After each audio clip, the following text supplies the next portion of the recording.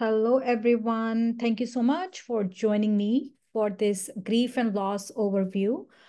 We are going to talk about tools, techniques, and strategies to manage the psychological pain if someone is going through grief and loss. So just understanding the concept of grief counseling a little better. Just gonna turn the slideshow here. So while we are waiting for everyone to join in, if you can just share with me where you are from, that would be great. Oh, I'm just gonna go back for a moment here. Yes. Yeah, welcome. Looks like lots of folks from our team, and then some people are from other regions of BC. So wonderful to see you all. Thank you so much for joining this presentation. So let's begin. So we are going to talk about grief and loss, trying to understand it a little better, how to navigate it. I know in our grad school, we learned a lot of different modalities. We learned a lot about different problems, different issues. Grief and loss is just touched on. It's not extensively studied. So that's why I thought I will touch on this for our teammates, as well as for the interns who are working with us and other folks, other helpers who just want to understand how to navigate grief and loss if they've had personal loss or if they are supporting someone who is going through grief and loss. So going to touch on some tools, techniques, and strategies to manage the psychological pain that comes when we experience something devastating. All right, moving on. Who am I? So I'm a registered clinical counselor. My name is Aditi, and I'm registered with BCACC, British Columbia Association of Clinical Counselors. I'm also CCC, which is Canadian Certified Counselor. I'm going to put myself down here. With CCPA, I'm a certified yoga teacher, have been practicing somatic healing modalities for almost a decade now. I'm trauma trained. I do like to use CBT in my work as well as DBT, emotion focused therapy. So combination of all those modalities along with my work in grief. So I'm also the practice owner at Wellness North Counselling, and I work with grief, but a disclaimer, I do not claim to be an expert. The purpose and intention of this webinar is to empower you all who are looking at this content, to give you some more tools so that you can navigate your own grief and loss. If you're the caretaker or helper of someone who is dealing with grief and loss, you have a little bit more understanding, more clarity, and also to recognize that we can heal collectively and we can take control of our lives even when something devastating happens. My grief work is heavily influenced by my learnings from David Kessler, my personal lived experiences, my education, trainings in the field from my colleagues, and most important, my clients. So whenever I work with someone, I'm always in awe of their resilience. Even if they are struggling, there is something I can learn about my own practice, my own journey, by being my authentic self and being present with someone who is navigating something very difficult in their lives. Housekeeping items, if everyone can keep their volume off, camera off, that would be great. There will be time for questions, answers. You can always email me your questions. I will be sharing recording with those who have requested, and you will get notes and slides if you want. All right, so what to expect? We are going to highlight different kinds of griefs, how complex it is, different models of grief. We will talk about the fact that everyone's experience is unique and different. And what it looks like for me might be very different from how it looks like for someone in my life. Like my mother's grief could be very different than my daughter's grief or my friend's grief. What are some of these strategies we can use, not just as human beings, but also as helpers in our role as counselors? And what are some of the ways someone can learn to deal with life after loss? Some guidelines, how to manage some of the social interactions that we have with someone who might be experiencing grief or loss. and understanding and knowing that there is no right or wrong, right? These are simply the guidelines. You can do your work in a way that feels genuine and authentic to you, that aligns with your personal values, the way it resonates with you. Um, but if, as helpers, as counselors, we decide to support someone, we need to have the capacity to handle variety of different emotions. So when we think of grief and loss, there is not only sadness, devastation, there are so many other emotions that can come with this, with this experience of losing something or someone. And then how do we build resilience together as a community, as an individual, as a support worker, along with the client? How do we give them those tools? How do we manage the stressors? How do we cope with stress that comes after grief and loss? And I do want to highlight that if you are someone who is watching this presentation, please do get in touch with the counseling team. Individual situations can be discussed by booking sessions with our counseling team. So this is not a counseling session. You can email us, emails, questions, always welcome, info@wellnessnorth.ca. So understanding grief and loss, this is a question I ask even after decades of practice, working with grief and loss. Can we even fully comprehend it? And it's interesting, I took my grief training and then grief and loss training through Trauma Research Institute, and then I lost my own dad. And it was very difficult because I had learned all this. I understood the psychology, and now it was time for me to process this information, this material that I had studied. So very, very humbling experience for me personally, leaning into community, trying to understand how I store grief and trauma in my body was really, really helpful. Before that, I was working as a somatic practitioner. And one of the reasons I went into movement and yoga was after my second child was born. He is special needs. And at that time, I didn't understand. I knew I needed something. So I went to take this yoga teacher training. And it was only after, during the program, I realized that I was holding on to so much anger, resentment. There was a question that why me? Why couldn't I have a child who is neurotypical, child who looks like every other child? So that was my journey, healing path. I had to realize that I have to love this child. And yeah, it was very interesting navigating that um, loss of not having a healthy child. He's healthy, thankfully, but still there are lots of health challenges that we navigate every day as a family. So yeah, so I do recognize, grief and loss from personal lived experience. I was also going to highlight that when I was younger, I had lost a pet. And you compare to losing your grandparents and losing the community. Like, I grew up in India and I moved here, so 20 years there, 20 years here. And that was also another loss that I didn't recognize at that time. You're young, you're ready to take on the world, but then from time to time, when there are certain occasions, family events, I miss certain parts of that culture where I grew up. But when we talk about grief, it's very interesting.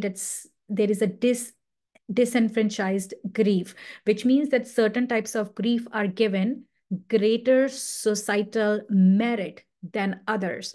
For example, death, divorce, someone has passed away due to suicide, that is given more merit in our society as opposed to someone who has lost their culture, or death of a pet, or loss of a friendship, or change of co-workers. So that is something we consider disenfranchised grief.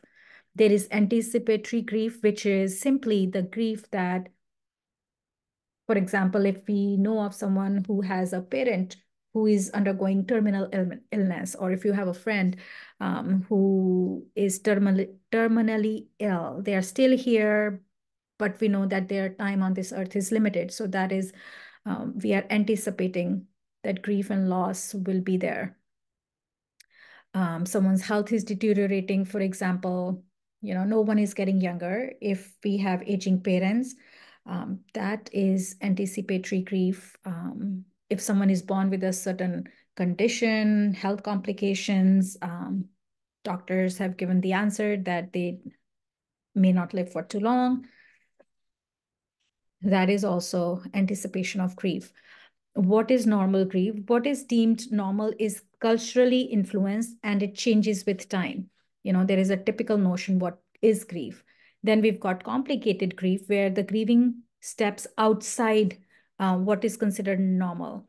And these dynamics can include complicated grief, could include traumatic reactions, preoccupation with the loss event, issues of isolation and self-blame and persistent distress. So there are so many elements, so many layers.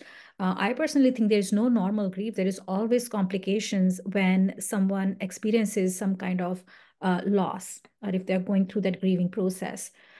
And if we look at the loss could be anything. It could be death, it could be divorce, separation, breakup of a relationship, losing a job. If someone gets fired, that's a loss. We could be grieving what we had once, loss of financial security. Someone loses money in the share market, for example, loss of ability or potential, right? Like sometimes I know of folks who could see very well at one point and then deteriorating eyesight due to some reason. That is loss of ability or potential. And I'm not surprised that many of those folks go through grieving process. So that is a kind of loss. Theft of property, selling of a family home. So there are so many different types of losses. And now as I'm getting older, now you start to understand what does it mean, loss of youth, right? Like that aging process can be hard for some folks. And what happens after loss is typically we become hypersensitive. There is a change of who we were before grieving process, before loss, and who we are after loss. When our relationship to something changes, that becomes loss. And there is typically heavy, agonizing pain. And then there are people who are resilient, who process the loss and grief and are able to move on. And this depends on variety of different factors. So something for us all to reflect. How do we experience grief? How do you experience grief? Take a moment. What has been your own experience with grief? So our grief could be shaped by society we live in. It can be influenced by our community where we belong, spaces we exist in, family, and of course, personal values. Moving on, something more for us to ponder on. Have you personally experienced grief? Are you witnessing someone else's grief? And are you able to hold space for them as they go through the grieving process?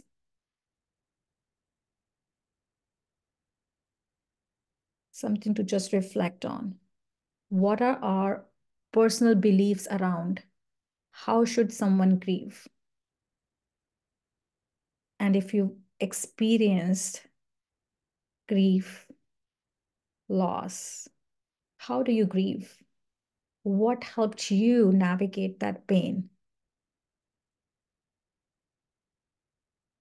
When I was young, I used to journal a lot, right? Like I remember from grade 12, losing those friends, going into a college in a different setting, different set of friends. That was an overwhelming experience. But if we look at the bigger context of grief and loss, that might not be considered a big deal. Everyone goes through it, right? But depending on who the person is, the relationships that you might have built, it can feel like a difficult life transition.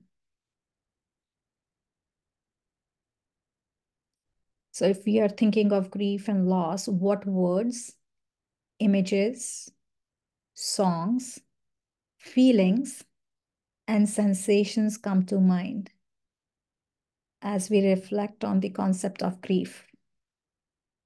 We typically hear that there is heaviness, there is sense of devastation, there is relentless downpour of variety of different emotions in our community. A couple months ago, an elementary school burnt down due to a reason. Some hooligans had lit a fire, and unfortunately, that led to school burning down. And when I think of that image, heartbreaking as it is because it was so close to home, it was also very heartwarming to see how the community came together to support everyone who was affected due to burning down of the school. So grief is a very, very personal experience. Even two siblings can experience grief very differently. Some people might say, it's okay, I'm fine, even though they're hurting inside. That notion, right? For example, men should not show their emotion, whereas women might be allowed to cry. Or we don't have time to grieve because we have to get by life. We have to continue working, other important things in our life. So we can't just sit and wallow in our tears. So sometimes that might happen. The grief group that me and my colleague run monthly, we hear different experiences of folks. And it's very evident, very clear that everyone goes through their journey in a very different way than someone else who might have experienced similar loss. So it's important to understand that when grief and loss happens, we are navigating through something we did not have to navigate before. And how we grieve impacts how we support others through it. So, as helpers, it's so important. We talk about it in our industry, in our, psychotherapeutic world, is that you have to do your own work as a counselor, as a helper, if you're going to hold space for someone else, for them to experience their own emotion.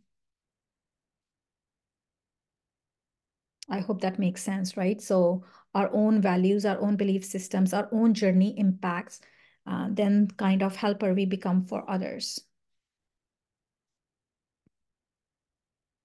This is very interesting. Stages of grief, very popular grief model, one of the most popular ones. It was developed in 1973 by Elizabeth Kubler-Ross. And I love Steve Carell, so I had to use his uh, GIF here, graphic image. He says, it feels like somebody took my heart and dropped it into a bucket of boiling tears. How apt for some of us.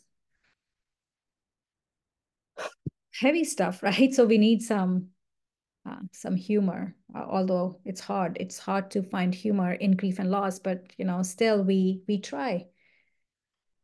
So when we look at the grief model, the stages as Kubler-Ross highlights is that there is a denial. First, we are in shock. Did this actually happen? There is anger. Why me? Why did it happen to me? There is sometimes bargaining. And this is very interesting. We try to bargain with death, or we try to bargain with the system, or we try to bargain with, I don't know, higher power. When my son was born, like in initial stages, we didn't know what was happening. He has this rare skin disorder. And first 2 years, we are in the fog, just going through the motions. And then when he turned a certain age, I think around 3 or 4, we had heard from some doctors that first 5 years are really crucial. And then his teenage years would be crucial when the hormonal changes happen. So I was bargaining with God that keep him healthy and sorry, heavy stuff. Keep him healthy and I'll give up eating meat. So it just stands out for me that, that bargaining process, there is a sense of grief and loss, and gratitude that he's still healthy. He's 11 now, but bargaining that, hey, let him live and I will give up on eating meat, just personal reasons. or someone who's terminally ill, right? Like we take care of this person and we bargain that let them get better and I will do a certain thing. And then there is depression. Many times there is depression. And we like to believe that depression is suppression of emotion. And when we are able to express the emotion, then happens acceptance. We've accepted the loss. We've come to terms with the new reality. So the issues with this particular model is that it's not linear. We don't go through these stages in this particular way. The critics have also questioned the universality, which means the universal application of this particular model. They also state that there is a false sense of sequence and an end to the grieving process. What's very interesting is that, when someone says it's been 2 years, 3 years, I'm still grieving this loss, example, death of my sister. What's really crucial is that it's only been 2 years, it's only been 3 years, while you knew this person for 30 years. They were part of your life for 30 years, and it's only been 3 years. So, how can you accept the reality so easily? So that's the challenge, that as human beings, we are complex. And although these stages might make a little bit sense in someone's mind, sometimes they don't, right? And then in different cultures, how this model is perceived is very different. It's, of course, very much a North American model. Can definitely apply to different cultures, but again, its application has been critiqued a little bit. So this is another view of the same model. So maybe this helps you understand it a little better. Initially, you hear a news, sometimes that sudden death of someone. One of my first cases that I ever worked was this young girl of South Asian culture who lost her older brother all of a sudden, right? Shocked. He was just away traveling, slipped from stairs, was engaged, was about to get married. The family was preparing for his wedding, and this happened, and it was absolutely devastating. Even in my own family, my aunt lost her nephew, and nephew was a medical doctor. He was visiting from North America back home in India. He was getting ready for his wedding. He was upstairs getting dressed, and then everyone is waiting downstairs. They're like, where is he? He wasn't coming down. So we went upstairs, and it turns out that he had a heart failure. And you can imagine how difficult it was for the family. And right, like you're in denial in initial stages, and they're trying to do CPR, and then um, you know calling someone, please come and check. And then it turns out he's no more. They take him to the hospital, and then the reality sets in. And through crying process, or through the stages we go through, sometimes there is that cathartic process where we are moving through our different emotions, and then we ultimately accept the new reality. We are angry. Why did this happen? We try to bargain. Sometimes we are depressed. A lot of times when it's like crisis, some of our DPT skills can be helpful. We try to get through one moment at a time. We invite mindfulness in our work. And then there is this notion, time heals it all, which again has been questioned. This is another, this is another model, some of the other phases, another way to look at the same thing that we've been talking about. So take a moment to understand. We can feel absolutely energyless. And as we move through grieving process, sometimes we will have days when we do feel some energy. But this is so individual, right? Like some folks might be grieving for a long time. Some people might bounce back a little quickly. No satisfaction at all in life, nothing interests. And then there is some satisfaction. We might refuse to understand what's going on with us. We don't understand. There is, sense of something is missing, lack of closure, negotiations. We reject the notion that something is even different in our lives. There is resistance, there is arguments, revolt maybe. And then there could be this sadness, lethargy, depression, and then cathartic release, expression, movement, crying, sharing, knowing that we are not alone in our experience. And then there is, again, reintegration in the society. There is acceptance of change. There is realization that we can re-engage with life. So there could be different phases of grieving, and we can never, ever push someone to feel better, get better. We can only use that invitational language. I'm here if you want to talk. 10 years later, 1973, Kubler-Ross had come with that model. And then 10 years later, William Warren, 1983, came with this another stage model. And he highlighted that we have to go through certain tasks of mourning. And these tasks need to be accomplished in working with grief around the death of a loved one. We have to accept the reality of the loss. We have to process the pain of grief, and that goes with all the different emotions that might be attached to the grieving process. We have to adjust to the new world without the deceased. Externally, we have to consider the factors like how has the death affected our everyday life? For example, if you had this connection with this person who has passed away, you were talking to them every weekend. Now that's not going to happen. Internally, how has the death affected feelings about self, right? Like in terms of a big brother passing away, how did the younger sibling feel, right? Like internally, I have no one now. Someone who was my guiding force is no longer there. And, passing of a parent, no matter what age, especially if someone is young and parent passes away, is quite hard. It's devastating. That's why, if someone has lost their mother, father, these big days like Mother's Day, Father's Day can be really difficult. Someone has lost their loved one, their romantic partner, Valentine's Day could feel heavy. So spiritually, how has the death affected our spiritual beliefs and views of the world? Someone had once said that I'm a person of faith. I pray, and I've been lighting candle for this loved one, and my prayers were not answered, and that person is no longer there, right? So their views of the world, their connection with their faith, and has their connection with faith changed because this person that they loved is no longer there? To find an enduring connection with the deceased in the middle of embarking on a new life. So what we are doing is, this is another task of mourning, that we are withdrawing from the loss and we are reinvesting in life. So we have to come to this step as well. So again, a lot of people believe that this is helpful to look at grief in this way. A lot of people feel that, of course, it has shortcomings, it has flaws. But that's what we do in psychology, right? Like we just don't take the concept, we examine it, we explore it.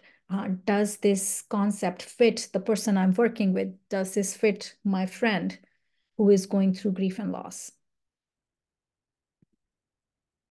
So let's talk about life after loss and how to manage our grief. There are a lot of things that I have not covered in this presentation, but I will create more content. We'll talk about, what it looks like, how it feels, some of the interventions in one of our other sessions.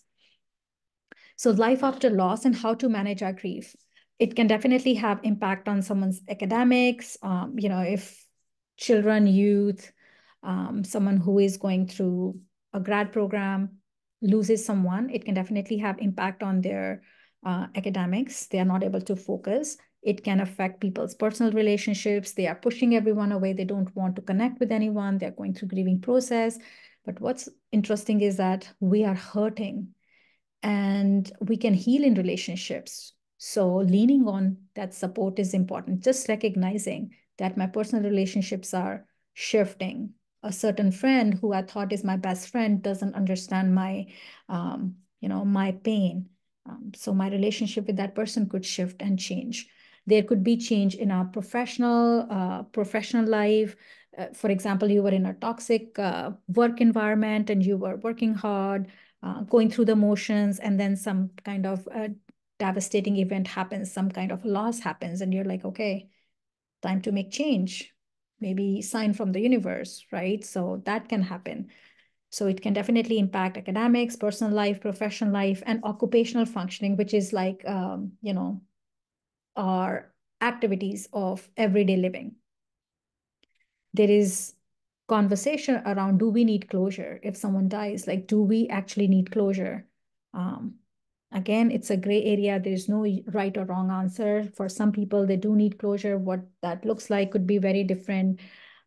Some people never get a closure. So what's important for us as helpers is to understand, what does it mean for an individual that we are supporting, that we are working with? So of course, it's different for different people. We may or may not need closure in order to heal, but exploring the meaning behind closure concept could be interesting. All right. Don't mind my dog.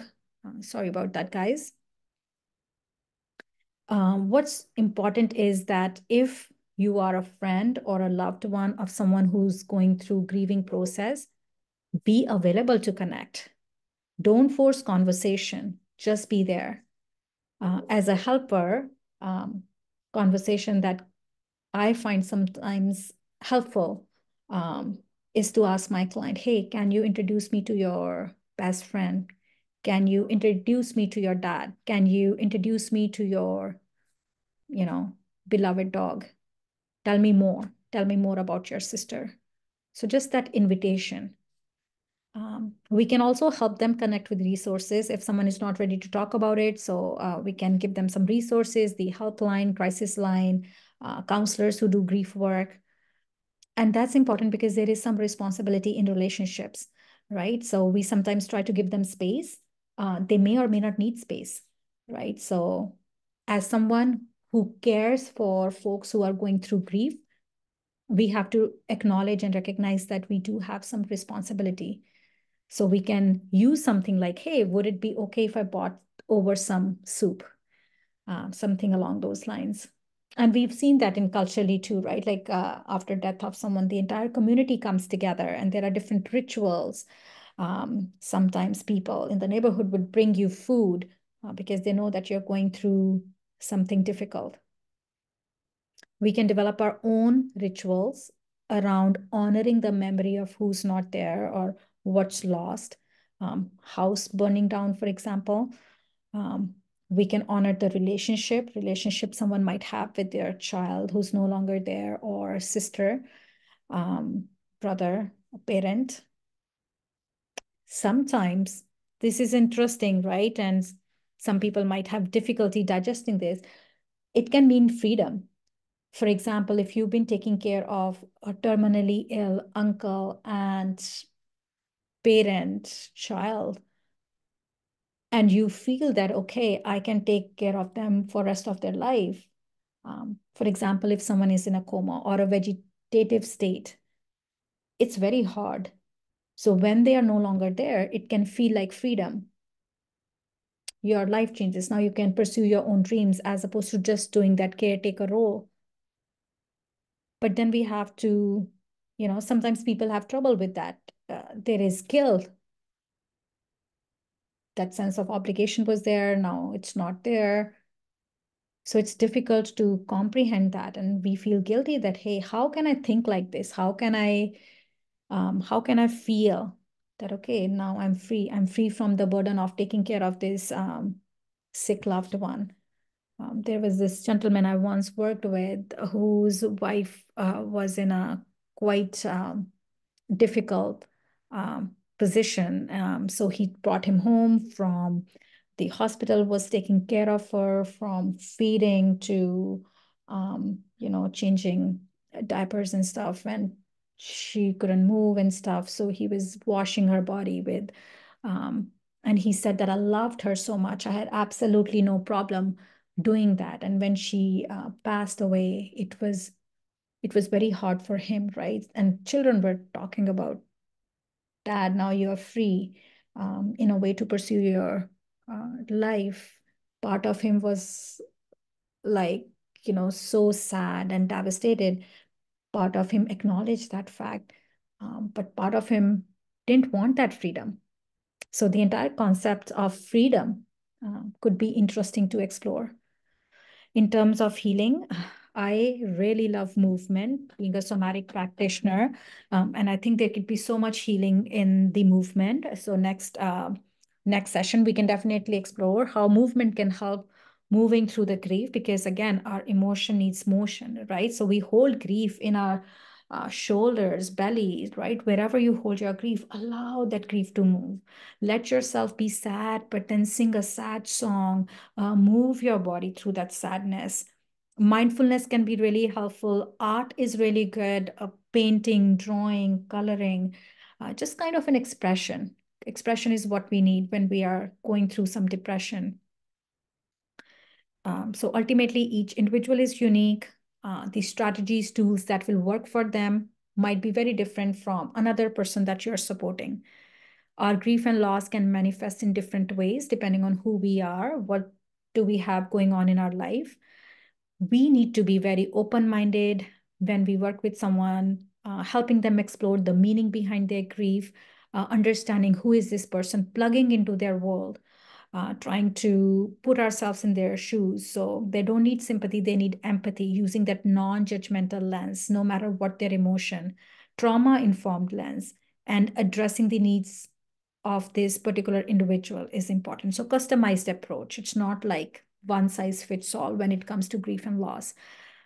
So I want to highlight that we do have monthly grief and loss circles. Community comes together in person here in Port Coquitlam in British Columbia, and we offer this service virtually to some folks who are in other parts of BC. Can definitely connect with us. My colleague and I run this, and we also have training coming in, very exciting. April 14th, 2024, our first training, first ever. We've been running these groups since last year, and we thought that people who want to be in the helper role, or someone who has personally experienced, or new grads, interns, students of counseling can definitely benefit from this program, as well as service professionals like a nurse or a teacher who interact with public can definitely benefit from our training as well, where we cover some of these concepts in much more depth. It's a 8 hour, sorry, not 8 day, 8 hour training, like a full day training. Very reasonably priced, $275. We would absolutely love if you can spread the word and let folks come and join. All right, so what is the healing plan? How does someone heal? We are starting from the basics, which is like, let's acknowledge their feelings. Let's understand their experience. Let's validate everything that they're going through. And then inviting movement, art, creativity, giving them that connection, whether that's individual counseling or a support group, uh, so that they don't feel alone in their experience. Again, our emotions need motion. Otherwise, if we don't give them motion, our system gets stuck. We feel stuck. So we have to feel the emotion in order to deal with them, and then in order to heal. One of the formulas for success is think of connection piece. Think about playfulness, inviting curiosity. Who am I? Uh, what's my new identity? Can I make peace with this new reality? Can I form new memories without this very important person in my life? Can I create new adventures? It was very interesting that one person that I worked with mentioned that they and their mom had plans to travel, and then mom passed away, but they had a picture of mom, and they're like, I am going on these solo adventures, and I take picture of my mom with me, and I talk to her all the time, and I tell her, Mom, we wanted to visit this place, and look, I'm here, right? So beautiful, so touching. Not something that everyone can do, but hey, if it works for them, what a great way to honor the memory of their mother. And practicing what is working, repeating it again and again, whether it's talking, whether it's some kind of expression, because again, grief comes in waves. Um, Considering what is lost, what has changed, and what's same, who is still here, right? So that's important. Who is still here? Who is still with me? What's my new identity? So if you're working with someone who is going through grief, what do you wish people knew about your experience? What do you miss most about him? What do you miss most about your old home? What do you miss most about your country? Can you share a story that highlights that experience? Tell me about your journey. In the past, I worked with refugees, and that would be a conversation we would have sometimes. Tell me about your, the journey from, from your home country to this new place that you call home now. And then acknowledging, I'm so glad you shared. I'm here if you want to talk. Ask permission and offer support. Example, is it okay if I drop by with some cookies, right? So you're asking permission and you're offering support. If you are a friend to someone who's going through the grieving process, you inquire into their needs. What is it that you need now? And if you don't know the answer, that's absolutely okay too. Let's figure that out together. So inquiring into their needs. What is it that you need now? What is it that you might need later? Sometimes, someone has passed away. There is that frantic, energy as in terms of like all the arrangement that needs to be made, everyone that needs to be informed, what will go on the tombstone. So many preparations need to be done. The practical matters need to be handled. So do they need a helping hand now? And then later on, do they just need to talk about it? Those needs can change.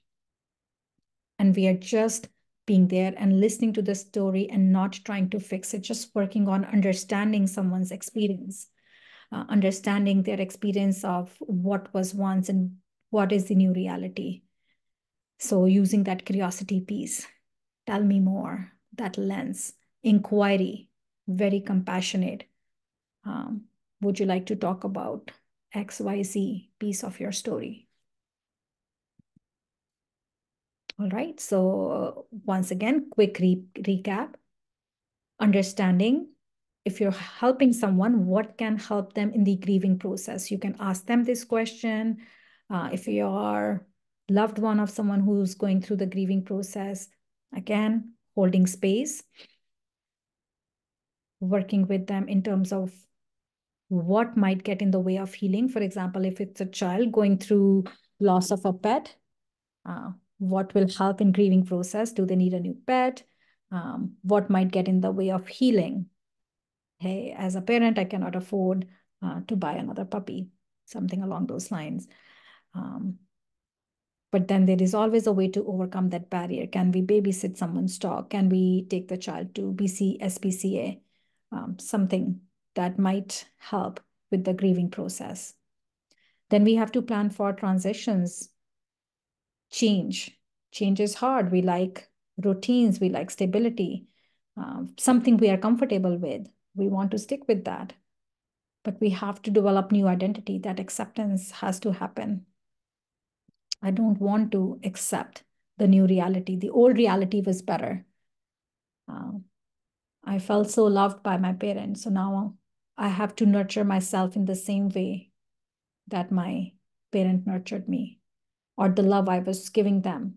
I have to give myself the same love, and then I can find some way to honor their memory. One day at a time, slowly making those accommodations, using our imagination, the connection. As human beings, we can heal with someone, with something. And knowing that we can be experts on our own grief. We are working on becoming experts in our own experience. That's the message we need to give our psyche. We need to give our nervous system. I know you've survived every other experience, and this is a new devastating experience, but I've got your back, telling my system that again and again so that I can move and heal. We need tools to self-regulate, and like I said, co-regulation piece, someone holding our hand can feel very comforting. Someone giving us a hug, someone recognizing a need that I haven't eaten and they've brought something for me to eat could be comforting. So see, the language is not comforting, could be comforting, because everyone's needs are unique. But again, the basics, right? Like everyone needs to eat. Prioritizing what is important right now, what will become important later on, will distribution of inheritance. So lots of things when someone is no longer around. Or what to do with pet supplies now. Subscription box that my sister used to get, and now she's not there. We're still getting it. So whatever we decide to do, we have to be kind to ourselves. We have to take it slow. Or if we want to move through it fast, that's okay too. But doing it with compassion and love and care towards self, that's hurting. We also need a maintenance plan. It's not a one-time thing. So regular follow-up appointments. I tell the folks I'm here if and when you need me and my team. These follow-up appointments could be with healthcare providers, with mental health professionals.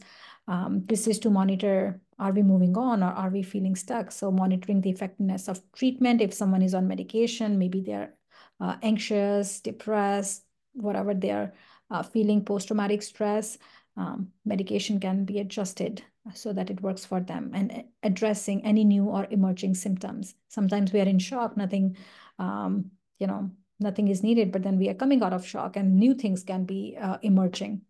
I can't focus anymore, right? For example, that could be a new thing for someone. Ongoing therapy could be helpful. We are honoring the old memories, but we are also working on building the new ones. We are developing strategies for managing symptoms. I'm not able to sleep at night. I used to cuddle with my puppy and sleep. He's no longer there. I'm having issues with insomnia. So how are we going to manage that? Improving the self-regulation. One of my favorite tools is butterfly hugs. That's always nice. Recognizing what emotions are we going through and how do I decrease their intensity, frequency, their duration. So inviting a different emotion, even though that other emotion might not be as strong. And we can experience joy and sadness at the same time. Working on building our resilience. Self-help can help. Self-help books can be helpful. Asking others what their experience was. Was it helpful for them or not? Self-care plan. Being kind to ourselves and not hard. One of my cousins who lost her husband thought if maybe she took him to a different hospital. But the thing is that matters of life and death sometimes are out of our control. So using some mindfulness and relaxation techniques, accepting that I did the best I could. Regular exercise, sleep hygiene, those are important things to consider because they help us in our daily functioning, creating new hopes, dreams, and goals, even though the new reality might seem overwhelming. And there is no, timeline to grieving. Support groups can feel good, safe and supportive environment where individuals can share their experiences, learn from others, receive emotional support, know that they are being seen and heard. Collaboration with other support systems, whether it be family, friends, teachers, employers, so that we are existing in an environment where our emotions are being validated. And if someone is not validating our environment, maybe we need a different environment where we can work through some of the pain that we are experiencing. That's it for today, guys. Thank you so much for sitting through this presentation. Really, really appreciate it. People were coming and going. I'm not sure if I was able to let folks in. I was so engrossed in discussing what I was sharing with you guys. So my apologies if you had friends who were wanting to join, but please do share this presentation. We will put it up on our YouTube channel, which is just Wellness North. So you can still see this content. You can share it with others if you found it helpful. Follow us on social media. We try to post useful content, new announcements. We have a blog where we share resources. We've got an ebook that you might find helpful in reducing stress. And then our team is here if you ever want to talk. And if you cannot afford therapy, being very community oriented, we do offer a limited number of free virtual sessions. So that is, that option is always there. I'm going to stop sharing my screen for a moment. And I happen to have this. So I want to really share that our team offers affordable counseling, variety of different things that we specialize in. You're not alone. And our goal as helpers is to help you thrive in your experience. So please do share information with someone you think who can benefit from our work.